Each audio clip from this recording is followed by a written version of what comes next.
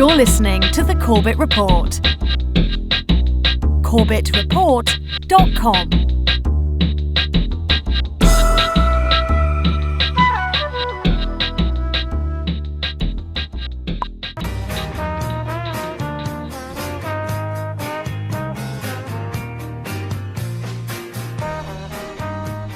Welcome, my friends, welcome to this inaugural edition of the Corbett Report. I am your host, James Corbett, podcasting to you from the sunny climes of Western Japan on this first day of June 2007.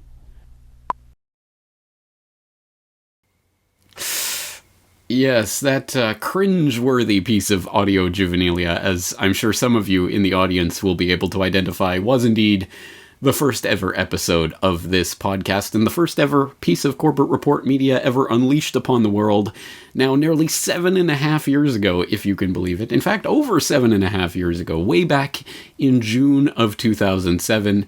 Here we are in January of 2015, January 23rd, to be very precise, and here I still am, James Corbett of CorbettReport.com, still coming to you from the sunny climes of Western Japan. And yes, as you can tell, I am suitably embarrassed by that audio for a number of reasons. Of course, not only the technical audio quality, or more specifically the lack thereof of that clip, but also my lack of ability as a podcaster at that time to talk in front of a microphone. In my defense, it was my first time ever really talking in front of a microphone and being a podcasting host or media producer, so obviously it's been a learning process along the way, but here we are now in episode 300 of the Corbett Report podcast, something that would have been mind-boggling to even contemplate back when I launched this humble media venture, again, nearly 7.5 years ago. And as I hope you can tell, we certainly have progressed from that point, haven't we? We now have a podcast, which is not just myself. It is now a community of users at CorbettReport.com, contributing to an open source investigation, which I like to think is helping to expand the limits of our knowledge of, well, economic and political and scientific and historical and other types of inquiries. And it is certainly still a work in progress, but it is definitely progressing, we'll put it that way.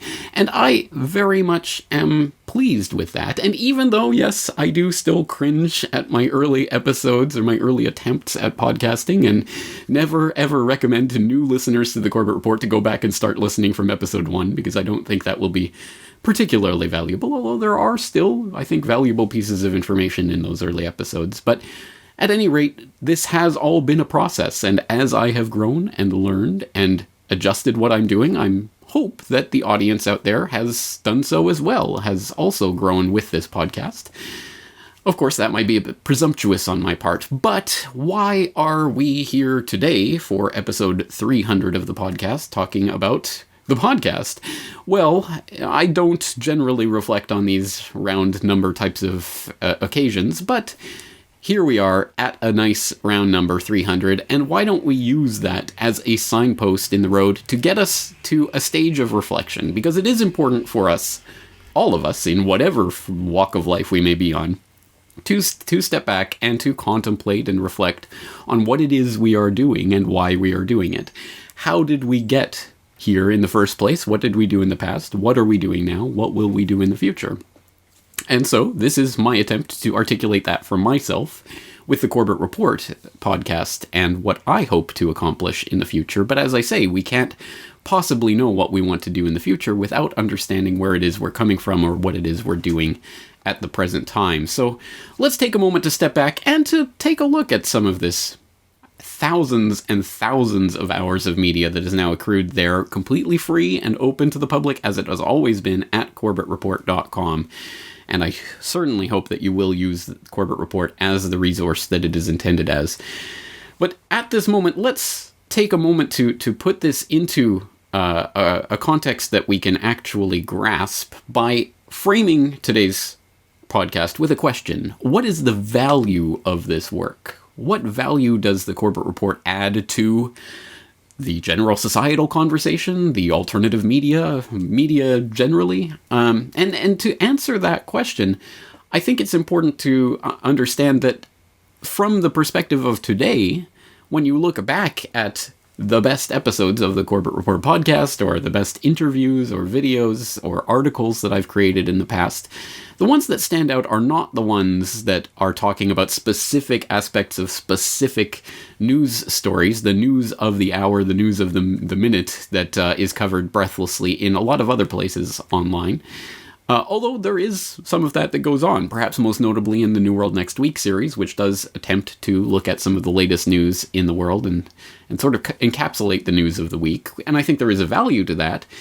But I think the overall value, the lasting value of the media at CorbettReport.com is not the scrutiny, the endless scrutiny of individual details of these ongoing news events. It's the bigger picture, because there is a bigger picture, which I have been attempting to articulate now for 7.5 years, and will, with your support, hopefully continue to articulate for a long time to come, because it is such a grand narrative that we are trying to place these individual news events within in order to contextualize and understand them, that it is almost mind-boggling to try to think about this narrative in all of its vast complexity and interworking parts. And there are different aspects to this, but I think ultimately it is the story of the New World Order. Dare I raise the specter of that term, which we talked about recently here on a recent Questions for Corbett. But I think that is one way of looking at what this narrative is. And put quite simply, this is the quest for the consolidation of oligarchical control, i.e. the rule of the many by the few.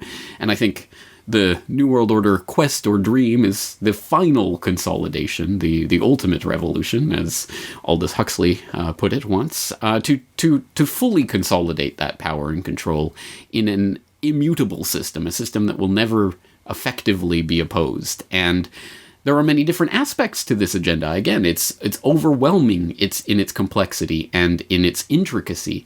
It affects every aspect of everything we do in our daily lives. It includes the central banking agenda and the manipulation of our economic reality. It includes false flag terrorism and the strategy of tension as a way of manipulating our geopolitical reality.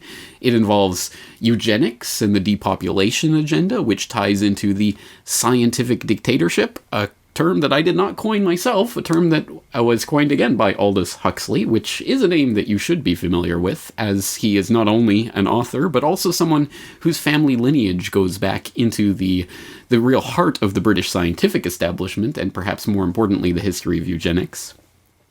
Again, there are so many different pieces to this puzzle, so let's just take a moment to step back and to look at a previous episode of this podcast that was released way back in February 2008. Now, almost 7 years ago, so just about 7 years ago, The Scientific Dictatorship was the title of episode 34 of this podcast, where we examined, amongst other things, a work that recently came up in my conversation that I held just earlier this week with Richard Grove of TragedyandHope.com for the Film Literature and New World Order podcast on Philip Drew, Administrator, where we mentioned H.G. Wells and a work that he wrote back in the early 1930s called The Shape of Things to Come that was developed into a movie called Things to Come.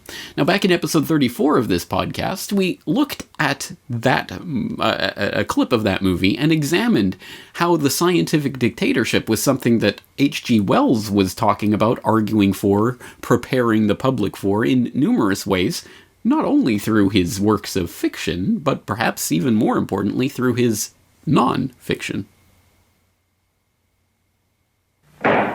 This man, why isn't he brought here? Well, he's gone up with Dr. Hardy. He has to be brought here. I must deal with him. Yeah, you can't go to him. That's impossible. He must come to you. Send another man for him. Send 3 men. He's got to be brought here. So that's the sort of man your boss is. Not an unusual type. Everywhere we find these little semi-military upstarts robbing and fighting. That's what endless warfare has led to. Brigandage. What else could happen? But we, who are all that are left of the old engineers and mechanics, have pledged ourselves to salvage the world. We have the airways, all that's left of them. We have the seas. And we have ideas in common. The brotherhood of efficiency. The Freemasonry of science. We're the last trustees of civilization when everything else has failed. I've been waiting for this. I'm yours to command. Not mine. Not mine. No more bosses. Civilization's to command. And it's in that vein that we move on to some of H.G. Wells's other non-fiction works, including A Declaration of the Rights of Man, which was prepared under the chairmanship of Lord Sankey of Britain and drafted in 1940 by H.G. Wells. This is an important document because it was later adopted in large part by the United Nations in their Declaration of Human Rights and Freedoms. Some of the wonderful ideas that H.G. Wells presents for his world government in this Declaration of the Rights of Man is that the world government would have the right to take away children from their parents should the world government deem those parents unfit to rear their children for any reason. Another wonderful idea promulgated by Wells is that everyone has a duty to the community, and the world government can enforce a quota of service to the community by every man, woman, and child. Again, this is the basis for the United Nations Declaration of Human Rights and Freedoms, and thus the basis of the UN as we know it today. Still difficult for me to listen to audio like that. But there you go. That was the Corbett Report podcast, again, 7 years ago, talking about one aspect of this overarching agenda, the bigger picture of this New World Order system that we're attempting to articulate. And that's one example of the type of media that I've been creating here for the past 7.5 years, which is this media trying to look at various pieces of this big picture.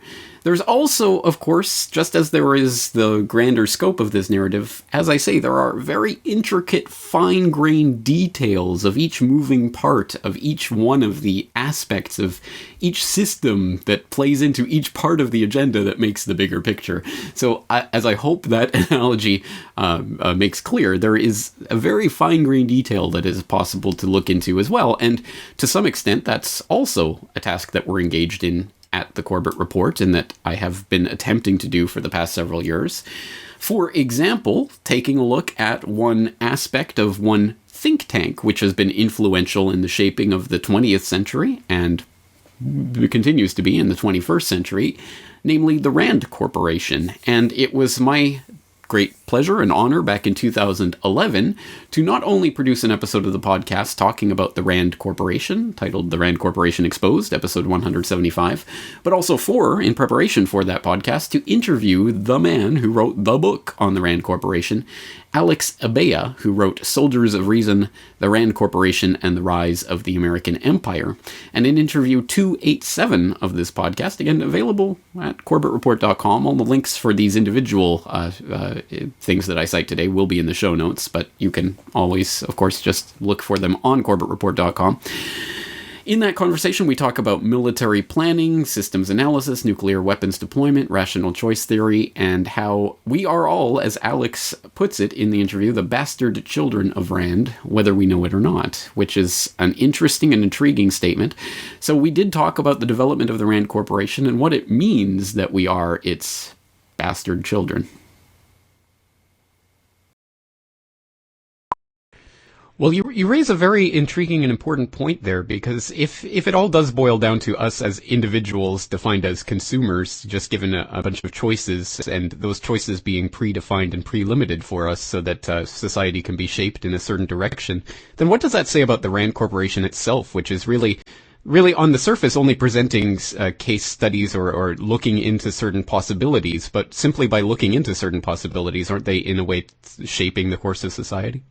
Not only that, my friend, you first have to remember that he who frames the argument has already won half of it. If you shape the question, you can, to a very large degree, influence the answer, because it will be the answer to the question that you pose. So therefore, just by making a particular deliberate choice of the arguments that are to be taken into consideration, you're already framing the answer, A. But B, it goes beyond that because, for instance, that's what the Brookings Institution does. Brookings Institution is another think tank that was founded in the 1920s. Never did have as much influence as RAND, and it's only been now under the Obama administration that they finally found their own voice, and a lot of the people have gone into the Obama administration. Whereas for decades before it was RAND, like Donald Rumsfeld going from the RAND Board of Trustees to head the Pentagon. But be that as it may, one of RAND's tenets is that they not only frame the question and tell you what is the right question to ask of any one particular problem. And many RAND scientists and researcher and executive has come up to me and stated quite proudly that they are notorious for that a client may come to them with a particular problem and they say, well, this is what we want the answer to, and they would say, no, you're looking at the wrong set of facts. This is the question that you should ask, and this is the answer that you should hear. Be that as it may, not only do they do that, they also then go out of the way to make sure that the policy makers in the U.S. government get that information. And that is the crux of the matter and the heart of their responsibility. A responsibility which to this date, they deny any part of. What do I mean by that? I mean that for instance, let us look at Vietnam, in which they came up with something called the Viet Cong study, in which they saw how the Viet Cong in reality were not driven by selfish motives, but actually were idealistic actors who really wanted just the best for the family and for the country. They submitted that, but then when it was denied, when the Johnson administration decided not to pay attention to it, then they turned around and then just started feeding other arguments such as, well, bombing the Viet Cong then would actually be good because then that, even if it kills the villagers, then the villagers will not turn against the U.S., but will turn against the Viet Cong for having provoked the bombing that wiped their villages. That kind of contorted Byzantine logic that was exactly what the administration wanted to hear. My point being is that they frame the question, they give you an answer that perhaps you hadn't even thought of, and then they make sure that the people who can implement that particular policy listen to it and put it into effect. Some doubly responsible. Not only that, what you have to also bear in mind is that RAND is the birthplace of what today is called the military-industrial complex. It comes out directly out of people in RAND and affiliated with RAND in the late 1950s.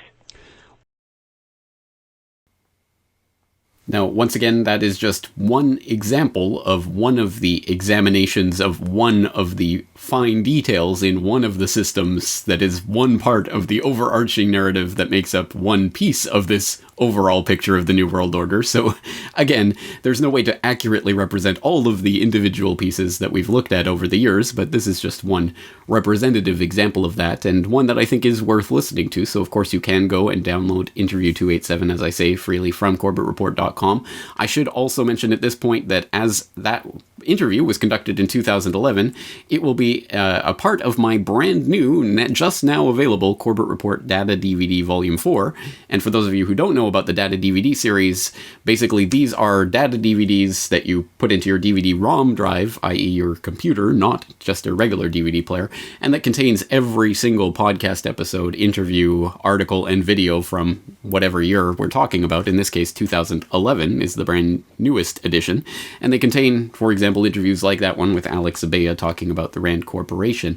So details on that available at corbettreport.com/shop if you want to be specific.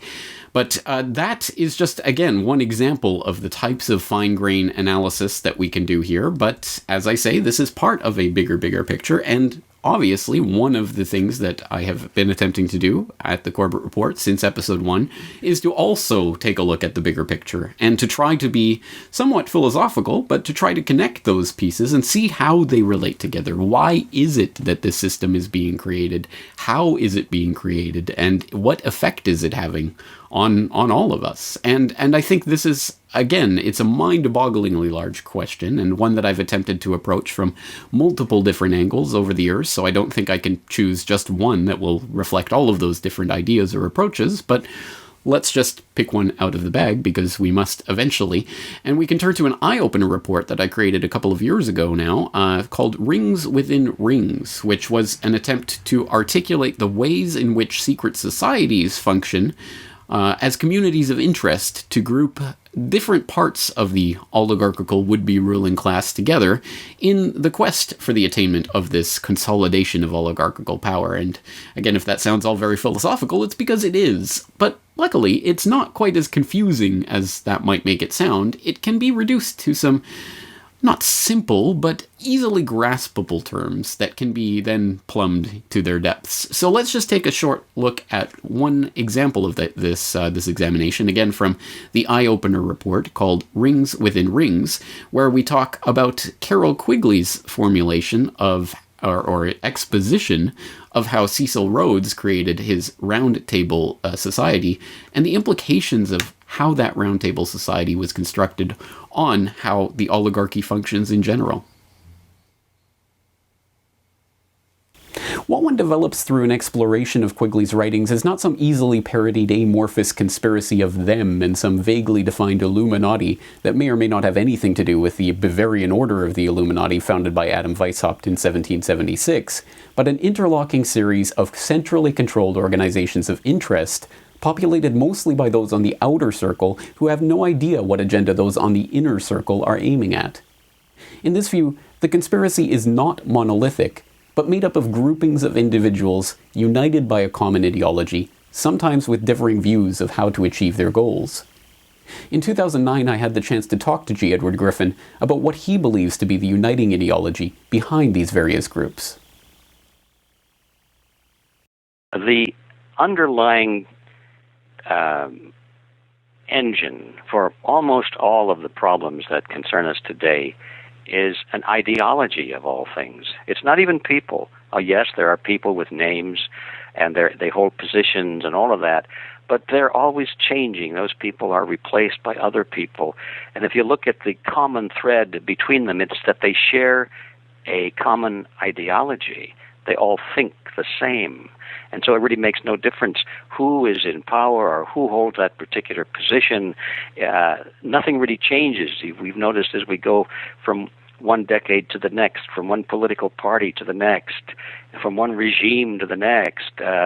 People die, new ones come up. Nothing changes. The trend just continues. And it's because all of those people in the chain of command have shared an ideology. Well, what is the ideology? It's called collectivism. It's a strange word to the ear for many people today, but as I was doing my research a little while ago, I discovered that the word collectivism was quite commonly used and well understood about a century ago. You'll find it a lot in the political writings of our forefathers and the historians of the time. And when you start analyzing it, we realize that today's world and yesterday's world hasn't really changed that much except words. The underlying struggle is between two ideologies, two political views. One is collectivism and the other one is individualism. And there again is a word that hasn't been very well used of late, but it's very common in the older literature. But these words I'm attempting to revive and cause people to understand the differences between collectivism and individualism. And although we don't have the time for this brief session to go into it all, I'll just give you an overview. Collectivism is the concept of great big government, of control from the top down, all power at the top, and the people at the bottom being but mere little serfs and servants of the larger group, the society, the state, the government. Individualism is the other way around, just tip the pyramid upside down, that the foundation of the whole society is the individual, and the purpose of society is to protect the rights of the individual and to guard the individual even against the group if necessary. And so there are two entirely different philosophies. The underlying philosophy of collectivism is that the group is more important than the individual, and that the individual must be sacrificed if necessary for the greater good of the greater number. Now that video is, of course, available for free viewing online, so I hope you will follow the link in the show notes to watch the rest of that video, and in fact the entire video series that it's contained in, a video series on secret societies and what they are and how they function that I did back a couple of years ago, as I say now, for the Eye-Opener report. But I hope that gives a sense. Again, these are just random samples almost, not representative samples in any real sense, but samples that show both the bigger picture that I've been attempting to articulate for several years now, and also like with the Alex Abea interview, the fine-grained individual details of different parts of this bigger picture. And I think, again, both perspectives are important, but perhaps there's another aspect that we have to consider here. It's not just the bigger picture and the fine details, it's also the way in which this information is related. Sometimes, as the previous reports would obviously represent, I take a very dry analytical approach that looks very much at the facts and how they connect together and what we can say about that. And I think sometimes that is valuable and the most valuable way of approaching some of these issues, but I don't think it's the only way, and it's certainly not reflective of who I am as a human being. I am not a 100% rational robot. I am also a human being with emotions and with a sense of humor, and yes, I would hope that anyone who's been listening to the Corbett Report for a number of years now, or even since the beginning, if you've made it that far, will have recognized that I do have a sense of humor, a very dry and very sarcastic sense of humor, but a sense of humor that I hope does show through in some of the work, perhaps most notably in my most popular piece of media by far, by a country mile, 9/11, A Conspiracy Theory, my 5-minute parody of the official 9/11 story. Actually, it's not so much a parody, so much as a retelling, but it is self-parodying, as I've often said. What they expect us to believe with the 9/11 propaganda is so ridiculous that it is actually laughable. And I think it is actually important for us to recognize that, to laugh at it, to engage in those reactions. And obviously that's touched a chord with many people online, and I'm glad it has done so. As I say, I do have a sense of humor, and that's not only reflected in the work that I do, not only the 9/11 video, but other videos that I've done with a sarcastic, humorous edge, but also in some of the pieces of media that I consume, that I have appreciated over the years, that the humorous touch has not been lost on me. For example, a very humorous little presentation given by Michael Parenti on conspiracy theorizing and the JFK assassination, which I highlighted back in episode 50 of the podcast, again back in 2008, in which we examined the other C word, conspiracy theory, and we took a moment to appreciate the absurdity of another one of the official establishment propaganda pieces. Damage control. You know, back in 1978, the House Select Committee reported, in fact, after an investigation, that there was more than one assassin shooting Kennedy. And there, therefore, was a conspiracy. In response, the Washington Post immediately editorialized in 1978, quote, "Could it have been some other malcontent whom Mr. Oswald met casually?" It gets better. Wait. Could not as many as 3 or 4 societal outcasts with no ties to any one organization have developed in some spontaneous way a common determination to express their alienation in the killing of President Kennedy? It is possible that 2 persons acting independently attempted to shoot the president at the very same time.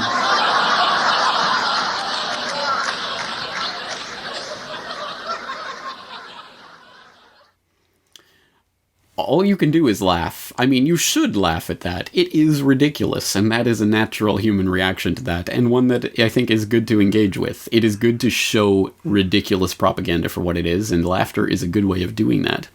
Another aspect of the human spirit, the human soul, the human whatever you want to call it, that we can engage with through the presentation of this media is also, of course, the other types of emotions and responses that we have as human beings. the ones that play on our dramatic sensibilities. And there are times in which I take a more imaginative approach to some of this information, and perhaps most notably in recent months, the How to Herd Your Tax Cattle edition of this podcast that was quite popular with a lot of listeners, and I'm glad it was so, in which I imagined myself as an advisor in the shadow government, advising one of the presidential puppets how the country is really run. And for those of you who did enjoy that episode of the podcast, let me just give a tantalizing little hint that you will see a follow-up to that in the near future, but I'll just leave it at that. But as I say, these imaginative approaches or different takes on things can sometimes be, I think, some of the most interesting pieces of media that I've produced, not only How to Herd Your Tax Cattle, but also back in episode 243 of the podcast, where I created a message in a bottle.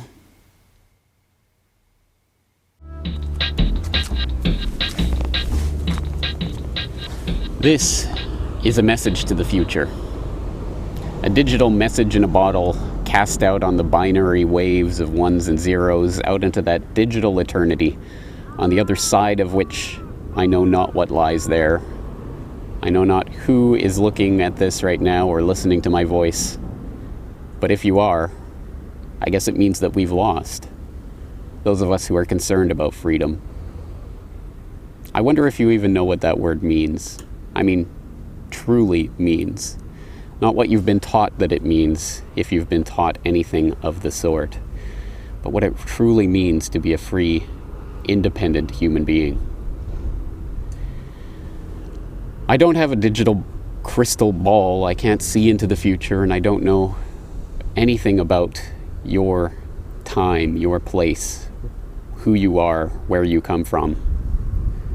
But the writing is on the wall for us in our day and age. And God knows there's been enough templates of the dystopian future for us to at least contemplate the broad outlines of the time that you're living in. In our day and age, the templates would be known and talked about by many, if not well understood by any. We talk of 1984, of George Orwell, or of Aldous Huxley in Brave New World, the boots stamping on the human face forever, or amusing ourselves to death with our version of Soma. But I wonder how close to the mark those visions really come. And I wonder if that's what I'm really concerned about after all.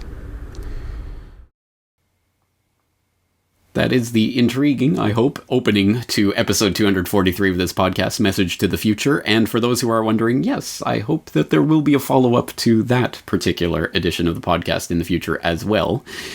But I will leave it there for now. And again, there are many different ways to approach the articulation of this picture of this New World Order system, the bigger picture, the fine details, laughing in the face of these tyrants, and also playing imaginatively in conveying some of this information. Again, there are many different approaches to this, and I think that they all are hopefully complementary, and some people might enjoy some more than others. That's fine. Again, everyone has their own tastes.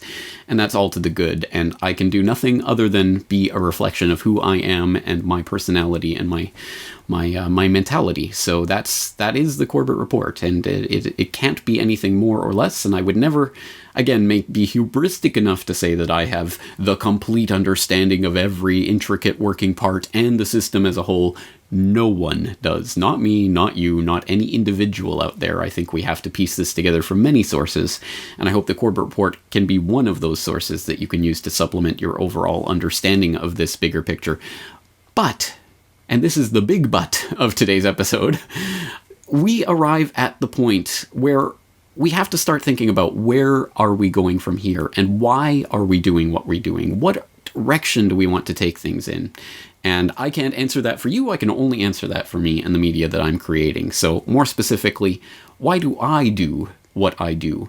This is an interesting question because it's a question that I have answered in the past, multiple times, I would say. And there are many different places where you can find interviews with me where I talk about the way that I came to start the Corbett Report and the reasons that motivated me to do so. And again, I've done podcast episode, Who is James Corbett, talking about who I am. I've talked about this in numerous interviews, and perhaps most notably, most recently, I talked about my experience of starting the Corbett Report at TEDx Groningen back in November of last year.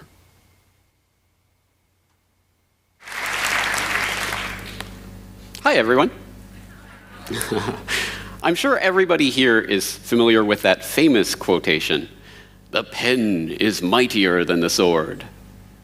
But did you know that the earliest known version of that phrase, "the word is mightier than the sword," dates back to the 7th century BC? For thousands of years, humans have understood that it is ideas worth spreading that change the world, not swords or guns or bombs. This is the story of how I came to discover one such idea worth spreading, and that story starts in a most unlikely place.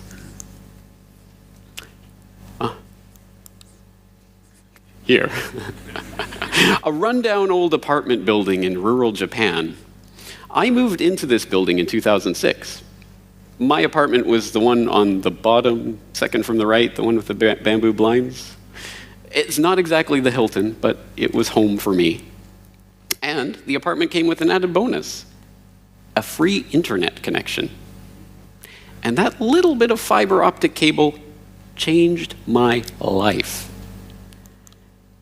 It didn't take much YouTube watching or archive.org browsing to realize that I could watch anything I wanted at any time. I could listen to any radio broadcast from any radio station that broadcasted online. I could read any newspaper that had a website. The world was literally at my fingertips. And so I watched The Century of the Self, and I discovered how Edward Bernays broke the taboo on women smoking for the American Tobacco Company. I logged onto the National Security Archive of the George Washington University and downloaded the declassified Operation Northwoods documents detailing how the U.S. Joint Chiefs of Staff planned to commit terror attacks in Washington, D.C. and blame them on the Cubans in order to justify an invasion of that country. I listened to lectures by G. Edward Griffin about the founding of the Federal Reserve in a secret meeting on Jekyll Island off the coast of Georgia in 1910. In short, my mind was blown. Here I was discovering all this crazy, incredible information from primary source documents and original interviews with important people. But there was a problem. Why had I never heard this before? Why had I never read about any of this in the newspaper or heard it on talk radio or seen it on TV? So there I was in my apartment in rural Japan, looking at what I could read in the newspaper and what I could find online, and I was outraged. Chances are you're outraged too. Poll after poll in recent years has shown trust in television and newspaper dropping as internet usage increases. People are discovering what they don't know. But here's the question. What do we do about this? And here's the answer. We use the internet to supplant the media. I hope you will go and watch the rest of that presentation if you have not yet done so, but that is, I think, the simplest way that I can put the story of how I came to start this website and what motivated me to do so. And I hope that idea, that narrative, makes sense to other people out there. It's what I once articulated as the narrative of outrage and conviction. The outrage that we experience in learning pieces of the puzzle that have been deliberately withheld from us, and the conviction that we must have that we can do something about this. And I articulated that back in the first ever episode of Corbett Report Radio, my short-lived radio broadcast on Republic Broadcasting that ran from 2011 to 2012.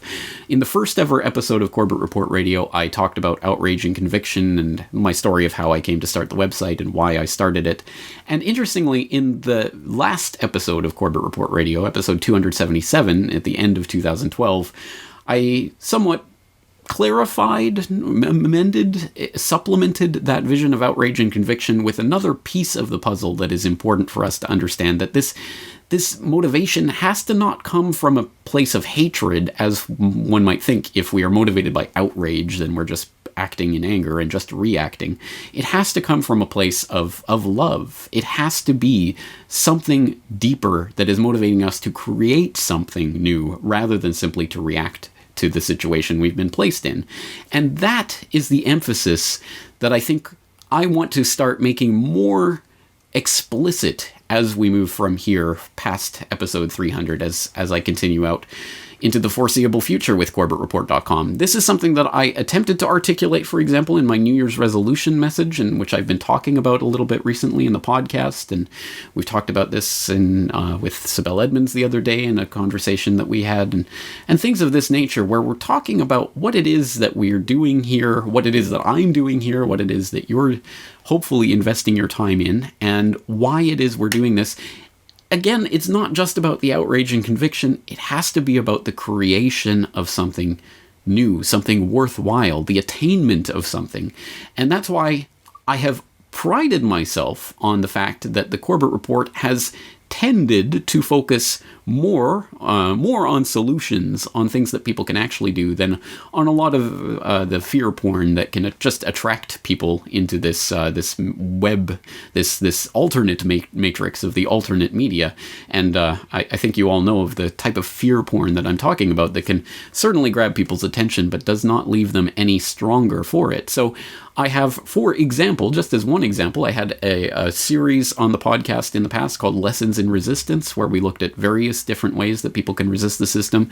I've also got, I think, the continuing series on solutions, which I hope is a valuable resource for people out there.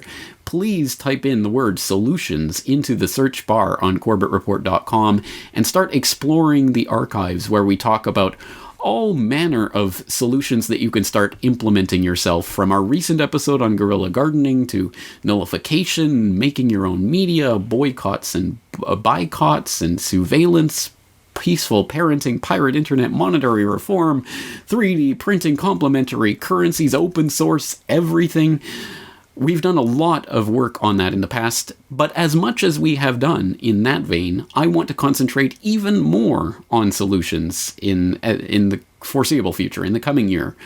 Really, the focus should be on what we can actually do about the system if we are outraged and have the conviction that we can do something. The question, of course, is, well, what can we do? How do we do it? And let's motivate ourselves to do it, to actually make a change in this world, because I really do believe that to be possible. So, again, the Corbett Report is going to be steering more and more towards that solution focus. That does not mean that we turn away from that picture of the New World Order that's coming into view and our examination of it, because in order to understand the world we're living in, as Richard Grove of Tragedy and Hope often says, we need an accurate map of that terrain. And we can't construct that map without an understanding of that system. So, yes, we will continue to do that. And in, I hope, more and more in-depth ways, like, for example, our recent podcast episode on China and the New World Order, which was one of the most comprehensive reports I have ever put together. Months of research in particular for that particular podcast, but years of research in general to be able to articulate and understand the various pieces in that podcast. I think that's a model for how we can continue with those types of analyses in the future, but also not just focusing on the picture of that New World Order system, but also turning our heads, looking at our own canvas, what we are actually painting, what we want to bring into reality.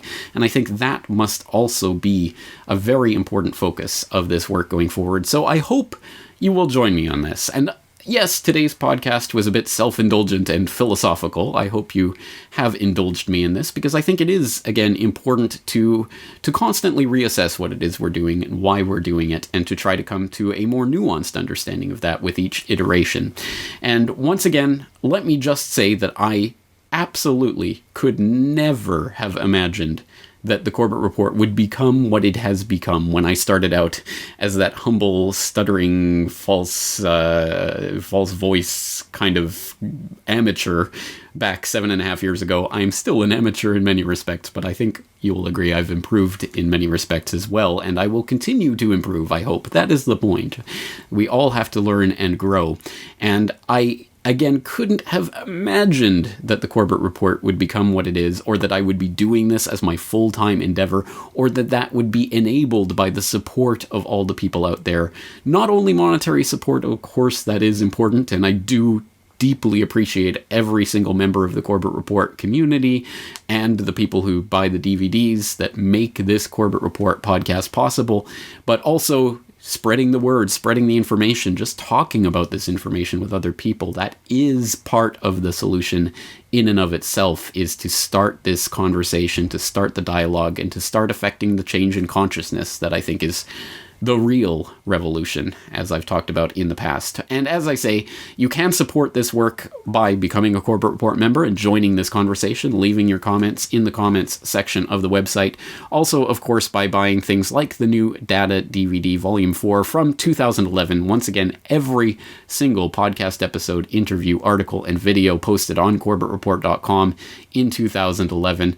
A veritable treasure trove of information available on just 2 data DVDs, and they come as a set. You can, again, find all the details at CorbettReport.com/shop. I hope you'll take a look at it.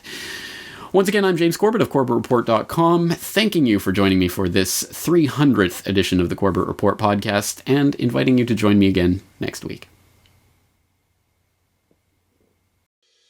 The Corbett Report is brought to you by you.